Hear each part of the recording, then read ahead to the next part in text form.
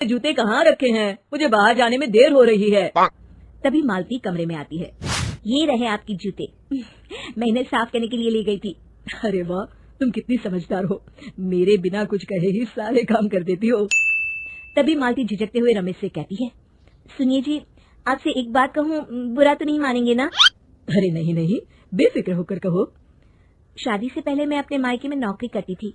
मैं चाहती हूँ कि अब मैं फिर से नौकरी करना, वैसे भी सारा दिन घर में बोर हो जाती हूँ। देखो मालती, तुम्हारे नौकरी करने से मुझे कोई एतराज नहीं है, लेकिन तुम्हें एक बात बता दूं, हमारे खानदान में आज तक कभी किसी औरत ने नौकरी नहीं की। फिर भी एक बार तुम माँ से पूछ कर देखो, अगर वो तुम्हें नौकरी करने की इजाजत दे देती है तो अच्छी बात है। रमेश वहाँ से चला जाता है। फिर उसी शाम मालती अपनी दबा रही होती है। तभी उसकी सास मालती से कहती है, अरे क्या बात है बहू, आज तो ठीक तरह से मेरे पैर नहीं दबा रही, किसी ख्याल में खोई पड़ी है क्या? मैं भी तो जानूं आखिर बात क्या है। दरअसल वो माँ जी। अरे हाँ हाँ बोलो, इतना सोच क्यों रही हो? माँ जी, अगर आप बुरा न माने तो मैं नौकरी करना चाहती हूँ। घर के काम करने के बाद मेरे पास काफी वक्त बच जाता है। मालती की ये बात सुनते ने कहती है, अरे बहू, तेरी तबीयत तो ठीक है ना? आज ये कैसी बहकी बहकी बातें कर रही है? भला हमारे खानदान में आज तक कभी किसी औरत ने नौकरी की है जो तू नौकरी करने की बात कर रही है, हैं? अरे बहू, तू क्या रिश्तेदारी में हमारी नाक कटाना चाहती है? जितना जल्दी हो सके अपने दिमाग से नौकरी का भूत उतार दे, और अब जा, जल्दी से रसोई में जा, खाना बना रहा है। मालती मन मार कर खाना पकाने के लिए रसोई घर में चली जाती है। अगले दिन, नमस्ते माँ जी, कैसी हैं आप? अरे आओ आओ दिवाकर बेटा, बैठो, मैं तुम्हारे लिए चाय मंगाती हूँ। बहू, जरा एक कप चाय तो लेती आना। फिर दिवाकर एक फाइल खोलकर मालती की सास के सामने रख देता है।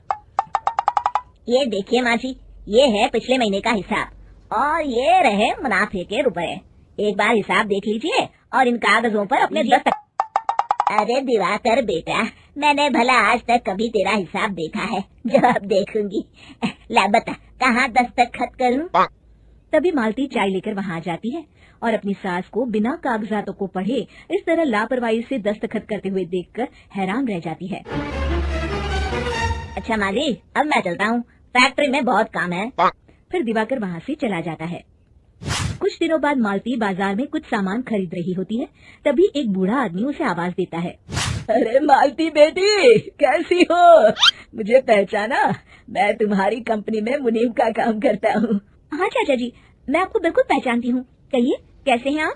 मैं तो ठीक हूँ, मैं कुछ भी ठीक नहीं चल रहा, यहाँ तक कि हमें ठीक वक्त पर तनख्वाह भी नहीं मिलती। ये आप क्या कह रहे हैं? अब क्या बताऊं, आप लोग तो कभी हिसाब किताब देखने दफ्तर आते नहीं। मेरी मानो तो एक बार आप लोग दफ्तर आकर सारा हिसाब किताब देख लो, आपको असलियत पता चल जाएगी। अच्छा बेटी, अब मैं चलता हूँ, देर हो रही है। फिर वो बूढ़ा वहाँ से चला जाता है। वहीं दूसरी तरफ मालती घर पहुंचकर अपनी सास को सारी बात बताती है। तभी वहाँ रमेश भी आ जाता है, लेकिन मालती की सास मालती की किसी भी बात पर विश्वास नहीं करती। तभी रमेश कहता है, अरे माँ, बिना आगे जब मालती इतना कह रही है तो हमें एक बार दफ्तर चलकर देख लेना चाहिए। वैसे भी हम लोग काफी दिन से अपने दफ्तर नहीं गए हैं। इस तरह किसी एक आदमी के भरोसे काम छोड़ना मुझे भी ठीक नहीं लगता। अगले दिन वे सभी अपने दफ्तर पहुंचते हैं और सीधे दिवाकर के कैबिन में जाते हैं। अचानक सबको एक साथ देखकर दिवाकर चौंक जाता है। अरे माँ जी, आप सब लोग अचानक यहाँ कैसे आ गए? अगर कुछ काम था तो मुझे एक फोन कर दिया होता, मैं आपके घर आ जाता।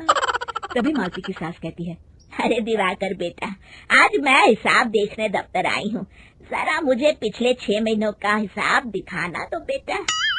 दिवाकर घबराते हुए हिसाब की फाइल मालती की सास को देता है। मालती फाइल लेकर मालती को देती है और कहती है, ले बहू, देख ले हिसाब। मालती फाइल को बड़े गौर से देखती है और अगले ही पल उसे सारी गड़बड़ी समझ में आ जाती है।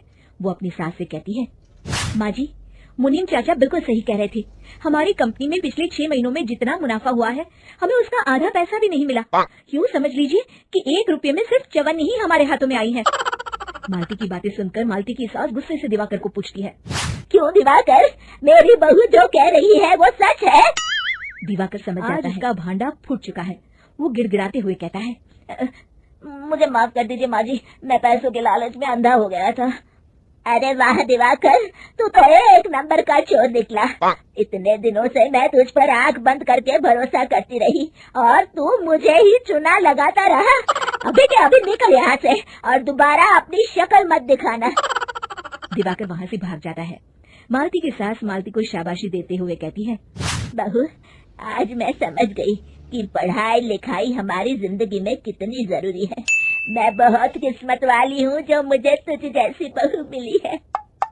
शिक्षा, पढ़ाई लिखाई का इस्तेमाल सही जगह करके हम दुनिया में बहुत कुछ बदल सकते हैं।